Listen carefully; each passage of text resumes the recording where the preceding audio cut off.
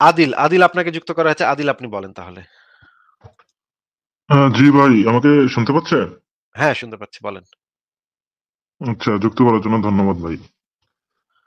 অনেকক্ষণ ধরে আপনাদের কথাবার্তা শুনতেছি, ভালোই লাগলো, অনেক কিছু শুনতে পারলাম, জানতে পারলাম।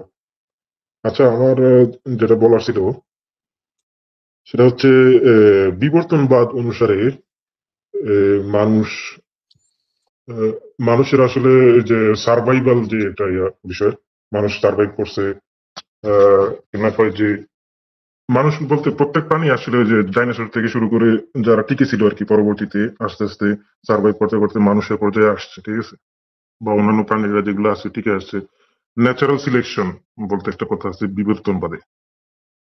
তো ন্যাচারাল সিলেকশন অনুযায়ী হচ্ছে যেই প্রাণীরা হচ্ছে বিভিন্ন প্রাণী, আর যে প্রাণী না, বিভিন্ন প্রাণী এক এক প্রাণী আরেক প্রাণীকে খাইয়া মানে মাইরা খাইয়া বেঁচে থাকে।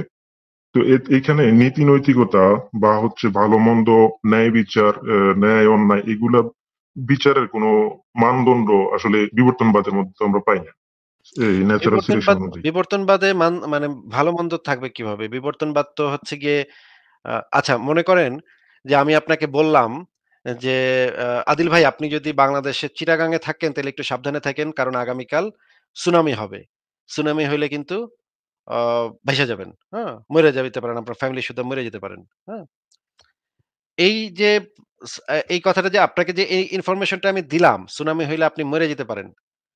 এইটা কি আমি আপনাকে এইটা বোঝানোর চেষ্টা করতেছি যে আমার ভিতরে কোনো ন্যায় অন্যায় নাই।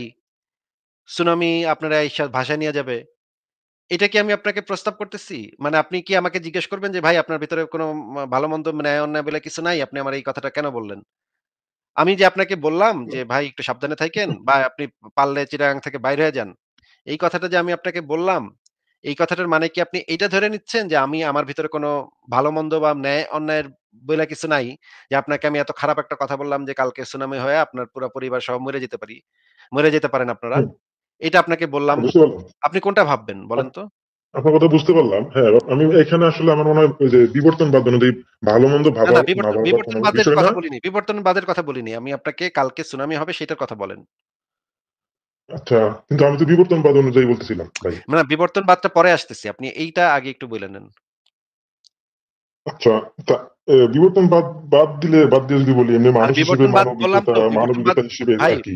আদিল ভাই বিবর্তনবাদ নিয়ে পরে কথা একটু পরে আসতেছি। আপনি এই কথাটা হ্যাঁ এই হ্যাঁ, ওটা প্রশ্নটা বাদ আগে দিয়ে বলতেছি, ওটা ছাড়া হ্যাঁ, বলতেছি, আপনি যেটা বলছেন আর কি, ওইটা ছাড়া বলতেছি যে আপনি যেভাবে বলছেন ওইভাবে বলতেছি। তাইলে তো ভালোই বলছেন, আমার ভালোর জন্যই বলছেন আর কি। কিন্তু মানে কিন্তু এখানে ভালো যে একটা টার্ম সুনামির কি ভালো। কোনো সুনামির কি কোনো মানে মায়া মমতা নাই যে আপনার ভাসায় নিয়ে যাইবো?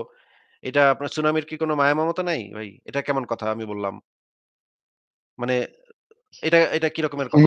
সুনামি তো যখন আসে তখন তো তার মায়া মমতা থাকে না, তখন তো সেসব কিছু বাসায় নিয়ে যায়। ওমা! সুনামি কি তো আর বলেন? মানুষ না। সুনামি তো তাইলে খুবই তাইলে তো এই যে সুনামি এই তো আর জিনিসটা মানুষ না ভাই। এই জ্ঞানটা যে আমি আপনাকে দিলাম, এই জ্ঞানটা তো খুব খারাপ একটা জ্ঞান দিলাম, তাই না? যে এই যে আপনাকে একটা বিজ্ঞানের একটা জিনিস আপনাকে বোঝাবার চেষ্টা করলাম যে আমরা বৈজ্ঞানিক পরীক্ষা করে জানতে পারছি যে সুনামি আসতে পারে। এই জানাটা তো এই জ্ঞানটা তো খুবই খারাপ অনৈতিক একটা জ্ঞান নাকি? খুব খারাপ যে আমি আপনাকে বলে দিলাম যে কালকে আপনারা মরে যেতে পারেন। না, অবশ্যই না, এটা ভালো, অবশ্যই ভালো। ও এই যে এই জিনিসটা জানাটা আপনার জন্য আপনি এখন এই জিনিসটা জানার মাধ্যমে আপনি আপনার কোন কাজটা করলে ভালো হবে, কোন কাজটা করলে খারাপ হবে, সেটা আপনি এখন নির্ধারণ করতে পারতেছেন আরো ভালোভাবে। সেটা তো আপনার আগের যে বুঝটা, যতক্ষণ পর্যন্ত আপনাকে আমি এটা জানাই নাই, তার থেকে এখন আন্ডারস্ট্যান্ডিং টা তো ভালো নাকি? হ্যাঁ মানে আগে আপনার যে আন্ডারস্ট্যান্ডিং টা ছিল প্রকৃতি সম্পর্কে বা আপনার বাসস্থান সম্পর্কে বা আপনার বেঁচে থাকা আপনাদের পরিবারের বেঁচে থাকা সম্পর্কে, এর থেকে তো এখনকার আন্ডারস্ট্যান্ডিং টা ভালো হইছে আপনার নাকি? এই যে এই ইনফরমেশনটা জানার মাধ্যমে আপনি এখন একটা প্রোটেকশন ব্যবস্থা নিতে পারবেন নাকি? হ্যাঁ হ্যাঁ। মানে আপনার জন্য ভালো হইছে, আপনার ফ্যামিলির জন্য তো ভালো হইছে নাকি? আচ্ছা ২য় একটা প্রশ্ন করি যে এই যে করোনা যে আসতেছে, এই যে ডাক্তাররা যে মানে পৃথিবীর ডাক্তাররা যে বলল যে করোনা আসতেছে। করোনার কি ভাই কোনো ইয়া নাই? মানে কোনো মায়া মমতা নাই?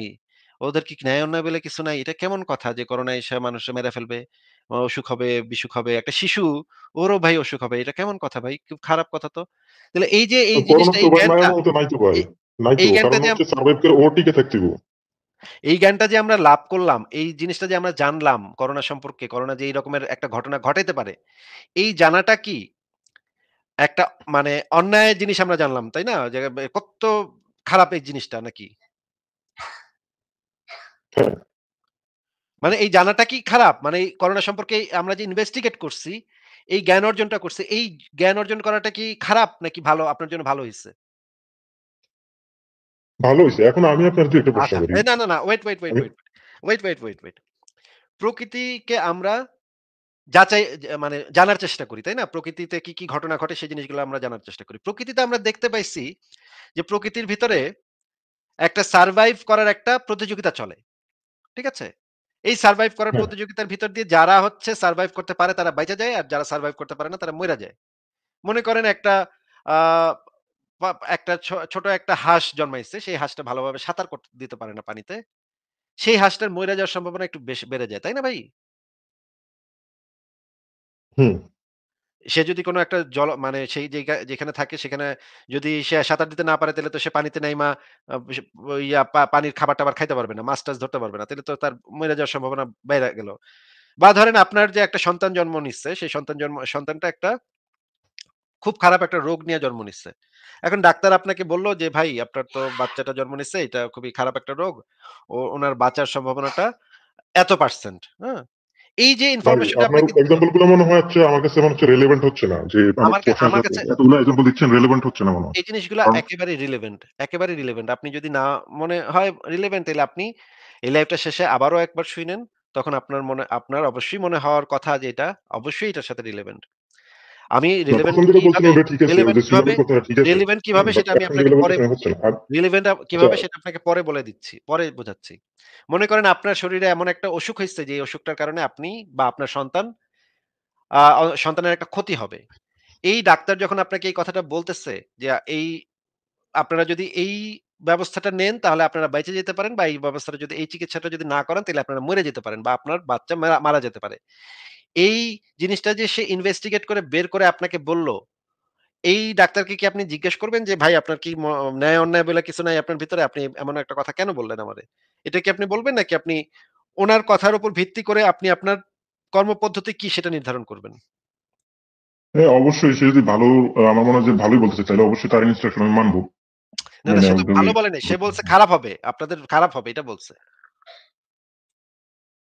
আচ্ছা সে খারাপ হবে বলছে তাইলে তো ওইটাই প্রশ্ন করবো আপনার মধ্যে কি কি মায়া মমতা আছে কিনা বা হচ্ছে ন্যায় অন্যায় বোধ আছে কিনা ওটা সে জিজ্ঞেস তো করবো। জাস্ট যেটা পাইছে সে ইনভেস্টিগেট করে যেটা পাইছে সেটা আপনারা বলছে।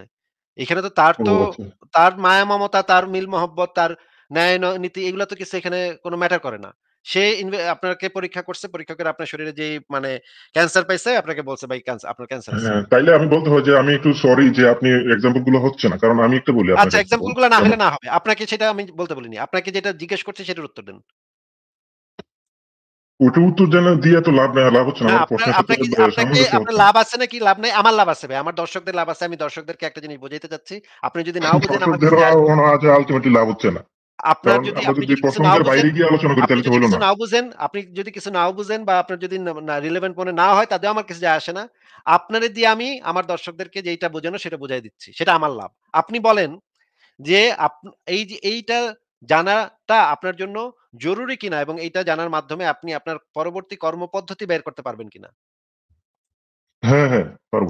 এবং ডাক্তার যে ল্যাবরেটরিতে পরীক্ষা করছে, এই ল্যাবরেটরিতে পরীক্ষা করে যে ইনফরমেশনটা আপনাকে দিছে, এইটা তো সত্য কথা নাকি? যেটা সত্য সেটাই তো আপনাকে বলছে। এটার ভিতরে তো কোনো ন্যায়, অন্যায়, মিল মহব্বত, ভালো-মন্দ কিছুই এখানে ম্যাটার করে না নাকি? হ্যাঁ, ঠিক আছে। এটা অবশ্যই ঠিক বলছেন। আচ্ছা, ঠিক আছে। এখন জীববিজ্ঞানীরা সারা পৃথিবীর প্রাণী জগৎ গবেষণা করে দেখছে যে প্রাণী জগতের ভিতরে যারা হচ্ছে একটু স্ট্রং, যেই বাচ্চাগুলা হচ্ছে একটু স্ট্রং, সেই বাচ্চাগুলোর ভিতরে বেঁচে থাকার সম্ভাবনা বেশি। আর যেই বাচ্চাগুলো একটু দুর্বল, মনে করেন একটা কুকুরের বাচ্চা একটু দুর্বল, তার বেঁচে থাকার সম্ভাবনা একটু কম। এই ইনফরমেশনটা আপনাকে দিছে এবং বলছে যে এইখানে সেই প্রাণীগুলাই বেঁচে থাকার সম্ভাবনা বেড়ে যাবে যেই প্রাণীগুলার ভিতরে এই যে খাবার নিয়ে প্রতিযোগিতা, এই প্রতিযোগিতাতে যার শক্তিটা বেশি তার টিকে থাকার সম্ভাবনাটা বেড়ে যাবে। এই ইনফরমেশনটা যখন আপনাকে এই বিজ্ঞানীটা দিচ্ছে, তার মানে কি আপনি ধরে নিচ্ছেন যে সেই বিজ্ঞানীটা বলতেছে যে যেমনে পারো তেমনে খাও। এটা আপনি ধরে নিচ্ছেন নাকি বলেন তো? না, এটা আমি ধরে নিচ্ছি না। বিজ্ঞানীরা কি আপনাকে এই প্রস্তাবটা করতেছে যে, "ভাই জোর যার মূল্য তার। তোমার শক্তি থাকলে তুমি কামড়ে কা কা কেড়ে নিয়ে নাও।" এইটা কি আপনাকে প্রস্তাব করতেছে নাকি বলতেছে যে, আপনার বাসায় একটা মুরগি আছে, সেই মুরগির ১০ টা বাচ্চা আছে। ১০ টা বাচ্চার ভিতরে যেই বাচ্চাগুলা শক্তি সামর্থ্য বেশি, সেগুলার বাইচা থাকার সম্ভাবনা বৃদ্ধি পাবে। আর যেগুলার শক্তি সামর্থ্য কম, সেগুলার বাইচা থাকার সম্ভাবনা কমে যাবে। এই ইনফরমেশনটা যখন আপনাকে দিচ্ছে, তার মানে কি সে এটা প্রস্তাব করতেছে আপনাকে যে, এই যে যেই বাচ্চাগুলা দুর্বল, ওদের বেঁচে থাকার কোনো অধিকার নাই। বিজ্ঞানীরা কি এটা কইতেছে আপনারে? আপনি কি এটার থেকে এটা বুঝলেন? না, এটা বুঝলাম না। আচ্ছা, আপনার এতগুলো কোশ্চেনের আমি শুধু হ্যাঁ না অ্যান্সার দিচ্ছি। বাট আমি যেটা বলতে চাচ্ছিলাম ওটা আমাকে একটু বলতে দিয়েন। না এখন যে আমি এখন বলতে এখন চাচ্ছিলাম আপনি সাপোজ এখন আপনারা এখ একটা বাঘ এখন এসে এখন খাইয়া ফেললো, ওয়েট, হ্যাঁ? Wait, wait, wait, wait, wait, wait, wait, wait. আমি যেটা বলার সেটা অলরেডি আমি বলে দিচ্ছি, সেটা এক্সপ্লেইন ও করে দিচ্ছি। আপনি যদি না আচ্ছা, বুঝে তাহলে আপনার থাকেন বলা শেষ হলে আমার একটু বললেন যে আপনার বলা শেষ আপনি হইছে। যদি না বুঝে থাকেন তাইলে আপনি এই ভিডিওটা আবার ১ম থেকে নিয়ে আবার শুইনেন। তাইলে আপনি হয়তো বুঝতে পারবেন, না হইলে না বুঝতে পারবেন। কিন্তু আমার যেটা বলার সেটা বলে দিচ্ছি। বিবর্তন তত্ত্ব হচ্ছে প্রাকৃতিক একটা ঘটনাকে বিজ্ঞানীরা ব্যাখ্যা করতেছে। বিবর্তন তত্ত্ব। সেটা হচ্ছে সেটার ভিতরে একটা পার্ট হচ্ছে যেই প্রাণীগুলার শক্তি সামর্থ্য বেশি, খাবার সংগ্রহ করতে পারে বেশি, অ্যাডজাস্ট করতে পারে বেশি, প্রকৃতির সাথে মিশে যাইতে পারে বেশি, অভিযোজন ক্ষমতা বেশি এবং যাদের ভেরিয়েশন বেশি, এই সমস্ত প্রাণীর টিকে থাকার সম্ভাবনাটা বৃদ্ধি পাবে। আর যে সমস্ত প্রাণী খাদ্য সংগ্রহ করতে পারবে কম, যেই সমস্ত প্রাণীর ভিতরে রোগ ব্যাধি বাসা বাঁধবে বেশি, যেই সমস্ত প্রাণীর ভিতরে দুর্বলতা থাকবে, শারীরিক প্রতিবন্ধকতা থাকবে, সেই সমস্ত প্রাণীর নিশ্চিহ্ন হয়ে যাওয়ার সম্ভাবনাটা বেড়ে যাবে। এই ইনফরমেশনটা যখন আপনাকে বিজ্ঞানীরা দিচ্ছে, বিজ্ঞানীরা তার মানে এটা না যে তারা বলতে চাচ্ছে যে, "ভাই জোর যার মূল্য তার, কামড়ায়, কামড়ায় খায়া লও।" এইটা বলতেছে না। প্রকৃতিতে যেই ঘটনাটা ঘটে সেইটা বলতেছে। সেইটা আপনার পক্ষেও যাইতে পারে, আপনার বিপক্ষেও যাইতে পারে। সেইটা বিজ্ঞানীরা এক্সপ্লেইন করতেছে। এইখান থেকে আপনি তথ্য নিয়ে আপনার পরবর্তী কর্মপদ্ধতি কি, কোনটা ন্যায়, কোনটা অন্যায় সেটা আপনি বের করবেন বা মানুষরা বের করবে। এই যে বৈজ্ঞানিক যে তত্ত্বটার সেটার কোনো নাই, সাপোর্ট নাই যে আমি এটারে সাপোর্ট করব বা আমার এটা ভালো লাগে, ওইটা ভালো লাগে। এটারে আমার নৈতিক মনে হয়, সেটারে আমার নৈতিক মনে হয়। এরকম কোনো পক্ষপাত বিজ্ঞানের ভিতরে নাই। বিজ্ঞান যেটা ফ্যাক্ট সেটা বলবে আপনাকে। সেইখান থেকে আপনি ইনফরমেশনটা নিয়ে সেটাকে এনালাইসিস করবেন এবং সেটা থেকে মানবজাতির কল্যাণ কোনটা হবে বা মানবজাতির ক্ষতি কোনটা হবে সেটা আপনি বের করবেন। আমার মনে হয় কথা শেষ। এবার বলেন।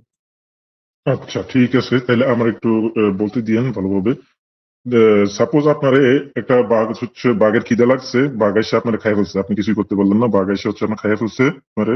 আর কাজটা আহ, যদি এমনি মানবিকতার দিয়ে হিসেবে চিন্তা করি তাহলে অবশ্যই এটা খারাপ হয়েছে আপনার ক্ষেত্রে।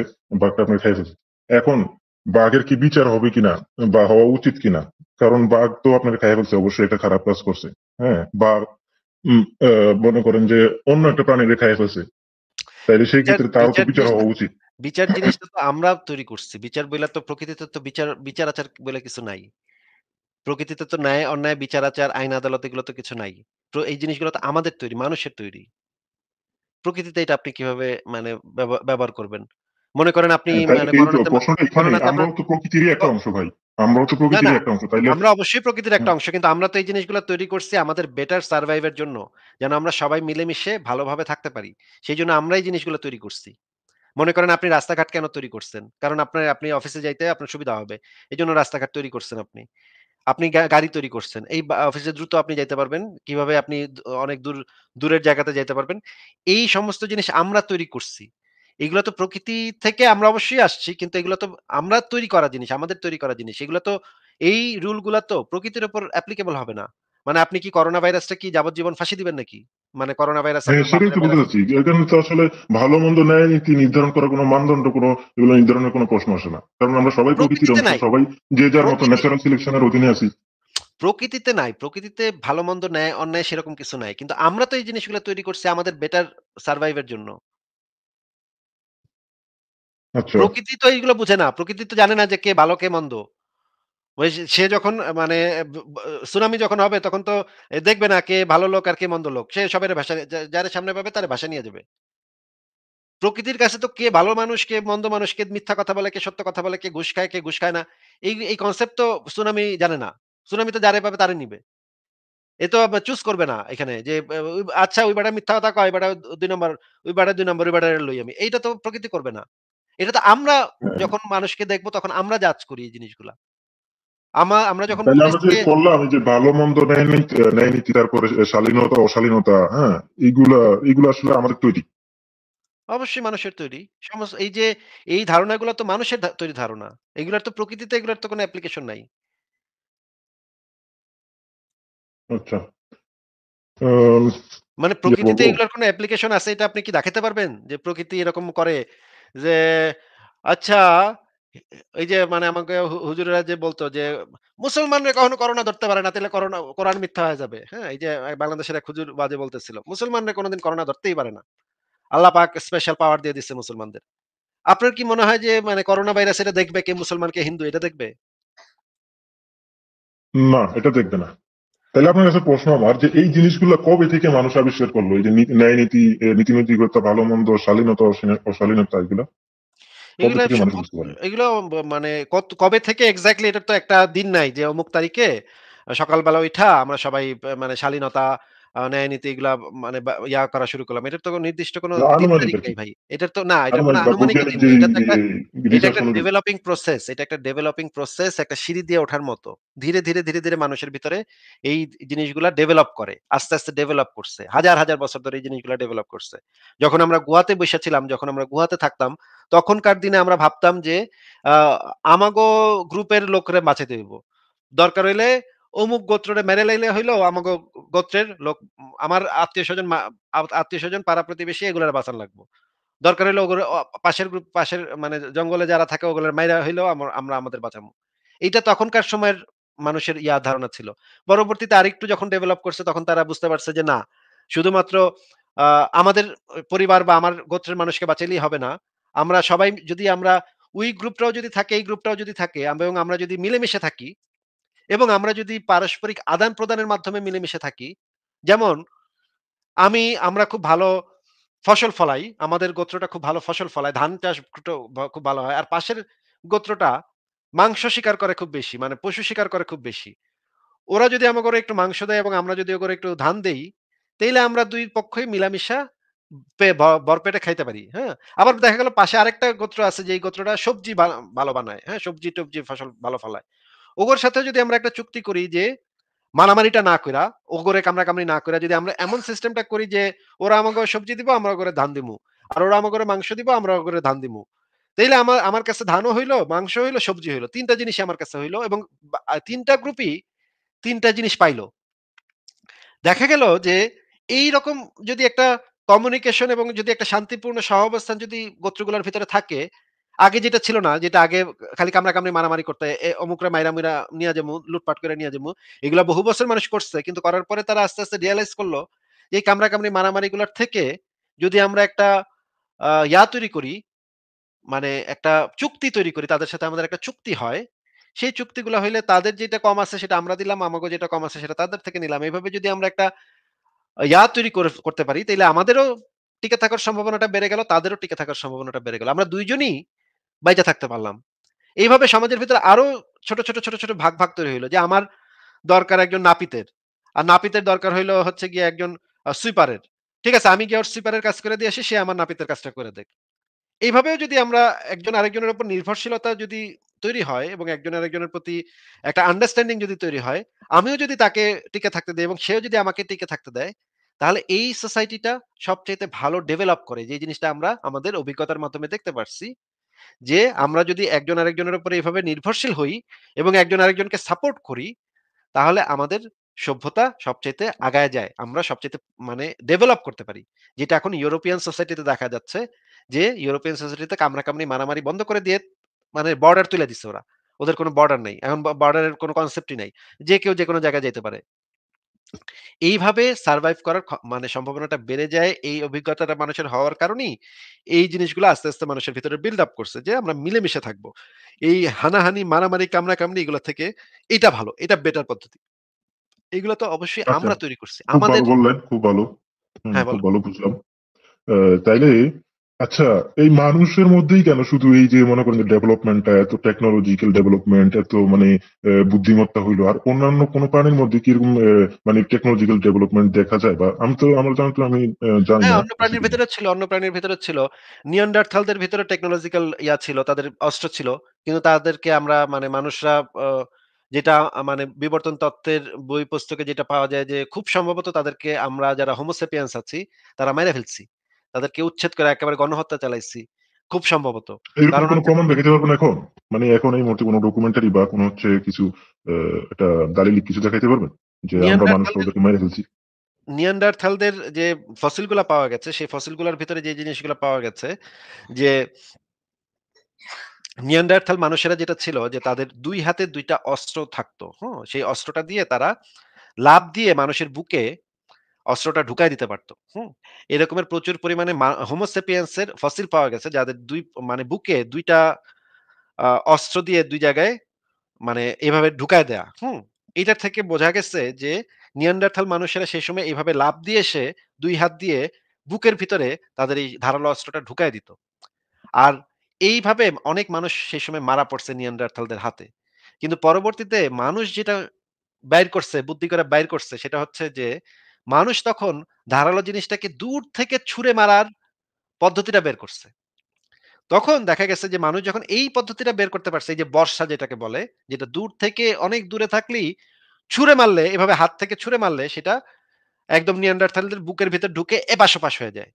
এই জিনিসটা মানুষ যখন বের করতে পারছে, তখন পুরা পরিস্থিতি চেঞ্জ হয়ে গেছে। আগে এই হোমো সেপিয়েন্স টা মাইর খেত তাদের হাতে। পরবর্তীতে যেটা দেখা গেল যে মানুষ তাদের উপরে মানে করা শুরু করছে। কর্তৃত্ব করা শুরু করছে এবং তাদেরকে মাইরা ভাসায় দিচ্ছে। এরকমের অসংখ্য ফসিল পাওয়া গেছে নিয়ানডারথালদের যে তাদের এইভাবে তাদের মৃত্যু ঘটছে। একইভাবে তাদের মৃত্যু ঘটছে। এখান থেকে আচ্ছা বিজ্ঞানীরা একটু লাইভে বলতেছে কাইন্ডলি যদি দেখাইতেন আরকি ২ ১ টা এটা আপনি কিছু একটা মানে নিয়ানডারথালদের দেখাইতেন। নিয়ানডারথালদের উইকিপিডিয়া পেজে গেলেই আপনি অনেক এই বিষয়ে অনেক এভিডেন্স পাবেন।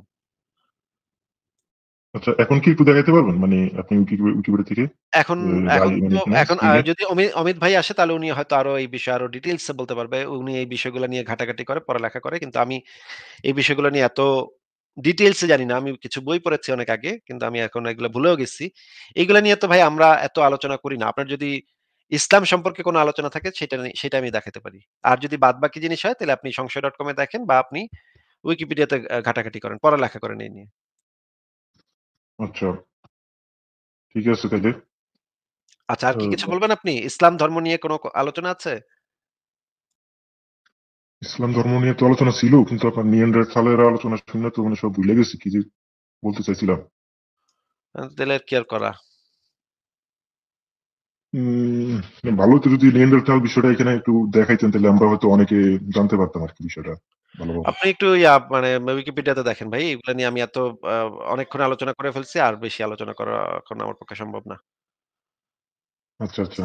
ঠিক আছে ভাই, আচ্ছা ভালো থাকেন আরেকটা তাহলে। বিষয় এই ইসলামের বিষয়।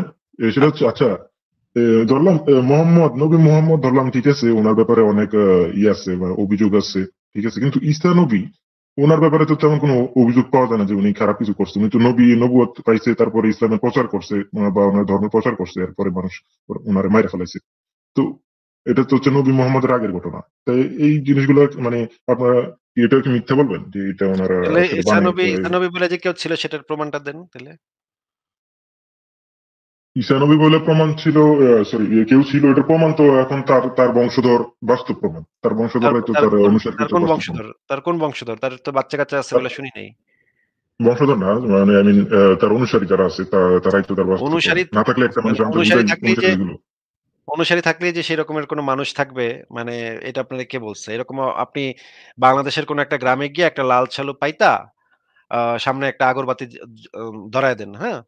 আপনি মানে কনফার্ম থাকেন যে যদি অশিক্ষিত গ্রাম হয়, মূর্খ গ্রাম হয়, ৩ মাসের ভিতরে দেখবেন ১০-১৫ টা চেলা-চামুন্ডা আপনি জুটায় ফেলছেন। ওখানে আপনি মানে বইসা খালি খাদেম মানে মাজারের খাদেমের মতো খালি মাথা ঝুলাইবেন। দেখবেন ৩ মাসের ভিতরে ১০-১৫ টা লোকজন জুটায় ফেলাইছেন। ওই ১০-১৫ হ্যাঁ, টা লোকজন যদি আরো ১০-১৫ টা করে লোকজন আনে বা তাদের ফ্যামিলি-ট্যামিলি থাকে, ৫ বছরের ভেতরে দেখবেন আপনার ব্যবসা খাড়া হয়ে গেছে। যদি ব্যবসা খাড়া হয়ে যায় তখন আপনি যদি কেউ বলে যে ওই লাল সালু যেখানে পাইতে দিছেন আপনি, ওখানে কেউ না থাকলে এতগুলো অনুসারী হইলো কেমনে?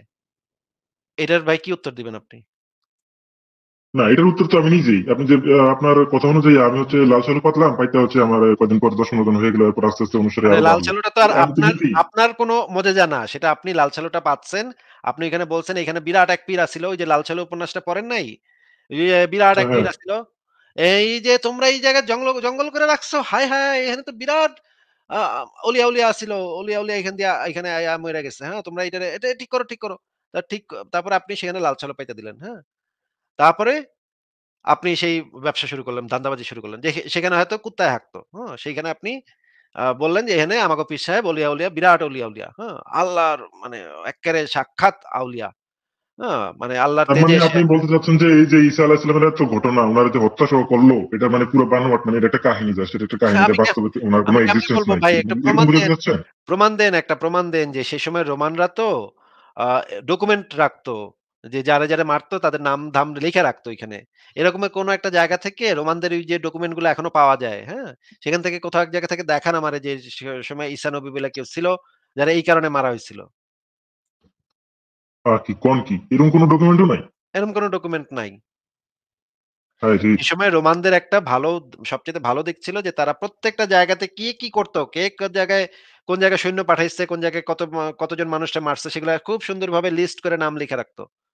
ওদের ভিতরে এই ডকুমেন্ট রাখার একটা প্রবণতা ছিল রোমানদের ভিতরে।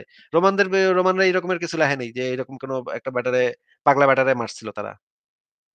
আচ্ছা, তাইলে তাইলে যদি আপনার কথা অনুযায়ী, তাহলে তো ওই যে নিউ টেস্টামেন্ট তো এটা একটা ডকুমেন্ট। তো ওইখানে তো নিউ লিখিত আছে। টেস্টামেন্ট তো ঈসা বইলা যে কেউ একজন লিখছে বা বলছে সেটার তো প্রমাণ করতে হবে। এটা তো ওই যে গসপেল লেখকরা তারা লেখে নাই সেটা আমরা কিভাবে নিশ্চিত হব? যে তারা কোন একটা পলিটিক্যাল কারণে এটা লেখে নাই?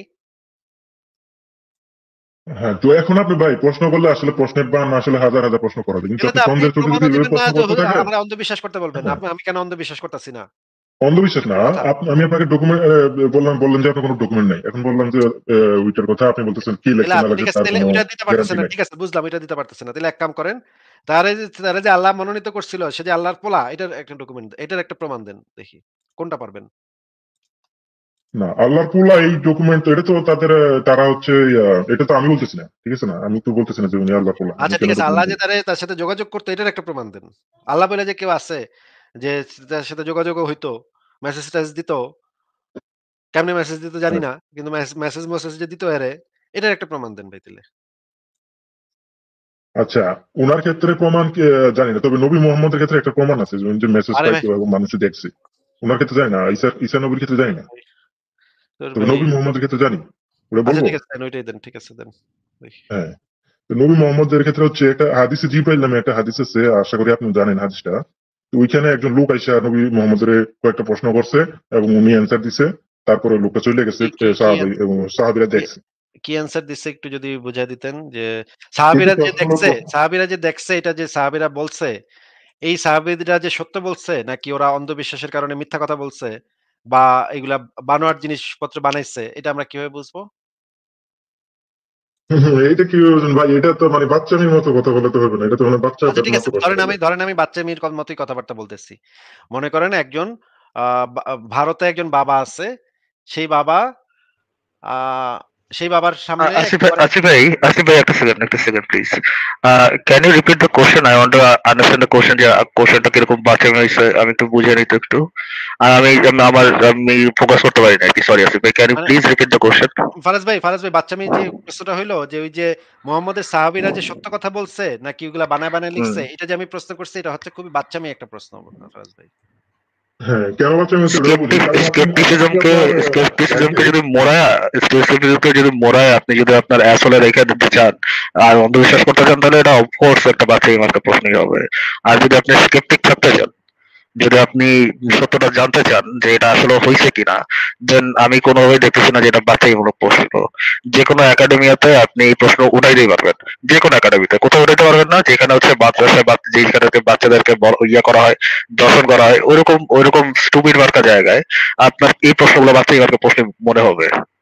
তো আচ্ছা ফারাজ ভাই, ডিস্টিংগুইশ করার চেষ্টা করেন যে কোনটা হচ্ছে বাছাই মার্কা প্রশ্ন আর কোনটার পিছনে অ্যাকচুয়াল ভ্যালিডিটি আছে। ফারাজ ভাই এই যে আচ্ছা, হ্যাঁ। মানে এই ১ সেকেন্ড আদিল সাহেব ১ সেকেন্ড। ফারাজ ভাই আ রাজারাম যখন ওই যে দক্ষিণ ভারতে পৌঁছেছে তখন ওই যে ওইখান থেকে আ হনুমান এক লাফ দিয়া শ্রীলঙ্কা পৌঁছা গেছে বুঝছেন? এবং ওই হনুমানে নাকি আবার সূর্যেরও খায়া ফেলছিল।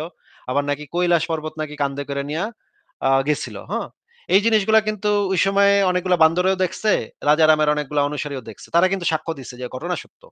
ঘটনা কিন্তু ভাই সত্য, হ্যাঁ?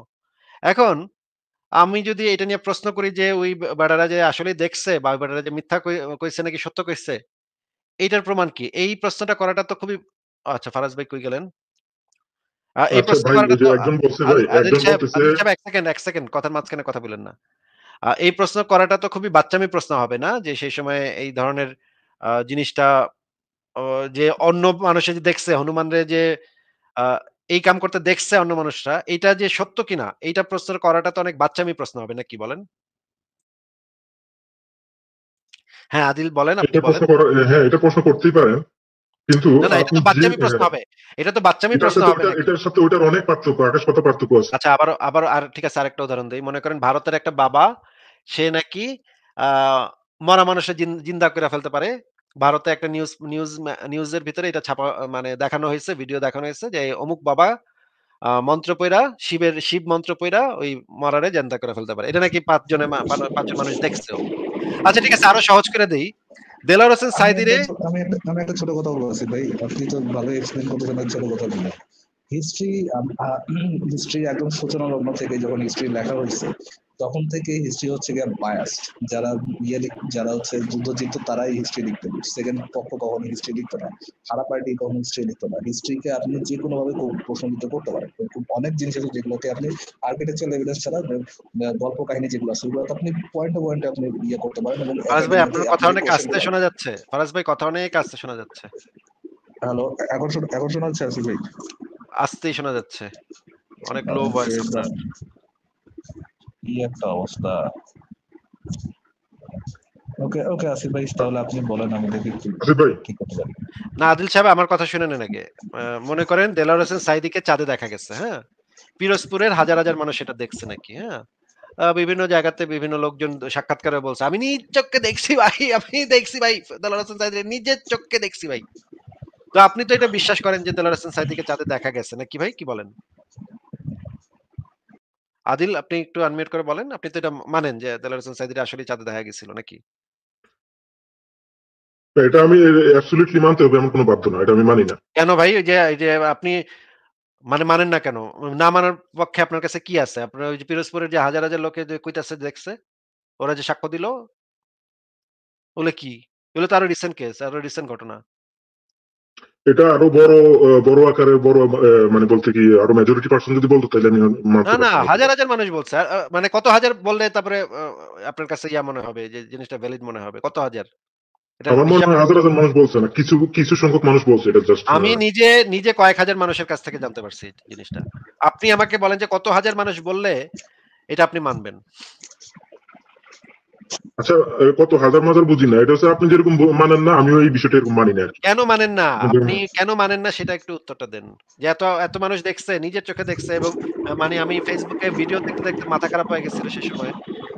হাজার, হাজার মানুষ নিজের আমার আত্মীয়স্বজনের মধ্যে কয়েকজন দেখছে। তারা আমারে বলছে যে তারা মানা নিজ না চোখে মানা দেখছে। নিয়ে তো প্রশ্ন না, প্রশ্ন হচ্ছে কিভাবে বুঝবো যে এটা সত্য না মিথ্যা। কোনো কিছু আপনি মানতেই পারেন, নাও আচ্ছা, মানতে পারেন, কিন্তু বোঝার হ্যাঁ জন্য হ্যাঁ, তাহলে কিভাবে আপনি কোন ভাই ঘটনাটা একটু কোন বলেন, পরিবেশে আপনার প্রসঙ্গ ঘটবে এক একটা কোনটা। থেকে একটা চলে যাচ্ছেন, ওই যে কৈলাস পর্বত থেকে এখন চলে ভাই যাচ্ছেন সাইডে চাঁদ ভাই দিকে, আপনি ওইটা। ব্যাককলের মতো আপনাকে মিউট করে কথা বলতে হচ্ছে। এক্কারে ব্যাককলের মতো কথাবার্তা। এই যে মানে দেলোয়ার হোসেন সাঈদীরে চাঁদে দেখছে অনেক হাজার, হাজার মানুষ দেখছে। তাহলে তো এটা সত্য হয়ে গেল, তাই না? ভারতে একজন বাবা আছে, সেই বাবা নাকি কেরামতি করে, অলৌকিক কেরামতি করে। সেটাও নাকি তাদের পক্ষেও হাজার, হাজার মানে সাক্ষ্য আছে। যেই সাক্ষ্যগুলাকে দিয়ে তারা এই জিনিসগুলা প্রমাণ করার চেষ্টা করে। এইগুলা কি এইগুলা নিয়ে যদি আমি প্রশ্ন তুলি যে এই সাক্ষ্যগুলা আসলেই সাক্ষ্য কিনা, তাহলে তো এটা বাচ্চামি মার্কা প্রশ্ন হবে, তাই না? আদিল সাহেব কি বলেন? আমি যদি সেই দেলোয়ার হোসেন সাঈদীকে যারা চাঁদে দেখছে, তাদের সাক্ষ্য নিয়ে আমি যদি কোন প্রশ্ন তুলি, সেটা তো খুবই বাচ্চামি মার্কা প্রশ্ন হবে নাকি ভাই, কি বলেন? আপনি ভাই ৯০ ভাগ কথা আপনিই বলতেছেন, জাস্ট আমি কথা বলার সময় আচ্ছা মিউট ঠিক করে আছে। তাহলে দিচ্ছেন ওই বের যে করে দিলাম। যান। বের করে হ্যাঁ। দিলাম যান। বের করে দিলাম যান। আর কথা বলার কোনো ইয়া নাই। মানে কি বেকুবের মতো কথাবার্তা। দেখি মনে হয় সাবরিনা আপু আছে। সাবরিনা আপু আপনি একটু কথা বলেন তো। হ্যালো আসিফ ভাইয়া, ফারাজ ভাইয়া, কেমন আছেন আপনারা? ভালো আছি। আপনি কেমন আছেন? অনেক ভালো আছি ভাইয়া। Thank you so much. আপনাদের ইউরোপ ঘুরে আসলাম কিছুদিন আগে। কই কই গেছেন একটু ডিটেইলটা বলেন দেখি, আপনার ফ্লাইট নাম্বারটা কত ছিল? গেলাম গ্রিকে গেলাম, তারপর স্যান্টোরিনি গেলাম, তারপরে এই তো অ্যাক্রোপলিস দেখলাম। অনেক জায়গায় গেলাম। I was joking. Don't tell us details. Detail বলা শুরু করছে। এইটা ডিটেইলস বললে কিছুই হবে না। না, দ্যাটস না, না। বলা দরকার নেই। কিছুই বলা দরকার নেই। কিছুই বলা দরকার নেই। জার্মানি আসতে পারতেন। জার্মানি এসে ঘুরে গেলে আমাদের সাথে দেখা করে যেতে পারতেন। নেক্সট টাইম আসি ভাইয়া, জার্মানিতে যাওয়ার ইচ্ছা আছে, নেদারল্যান্ড যাওয়ার ইচ্ছা আছে। যাওয়ার আগে অবশ্যই আপনার সাথে যোগাযোগ করব। জার্মানির এয়ারপোর্ট হয়ে গেছি। মানে এয়ারপোর্টটা আসলে আমার বেশি ভালো লাগেনি এয়ারপোর্টটা, কিন্তু কোন ডুসেলডর্ফে গেছিলেন নাকি মিউনিখে? মিউনিক থ্রুতে। আচ্ছা, ঠিক আছে। বিয়ারটা আহ ভালো ছিল। ওই এয়ারপোর্টের ভিতরে রেস্টুরেন্টে বিয়ার গুলো ভালো ছিল। বাংলাদেশের এয়ারপোর্টের মতো তো এয়ারপোর্টের সাথে তো কোনো এয়ারপোর্টের তুলনাই হয় না। আমি কিন্তু জার্মান বিয়ারের কিন্তু মৌলবাদী ফ্যান। আমার জার্মান বিয়ারকে কেউ যদি খারাপ বলে আমি কিন্তু তাতে খুবই অফেন্ডেড হই। এবং না, জার্মান খারাপ বিয়ারকে বলার তো কোনো ওয়ে নেই আসিফ ভাইয়া। জার্মান বিয়ার বা ইউরোপিয়ান বিয়ার, নেদারল্যান্ড, জার্মান তো বেস্ট ফর বিয়ার। এটা তো জানা কথা। হ্যাঁ, ঠিক আছে তাহলে আমরা দেখি যুক্ত করি।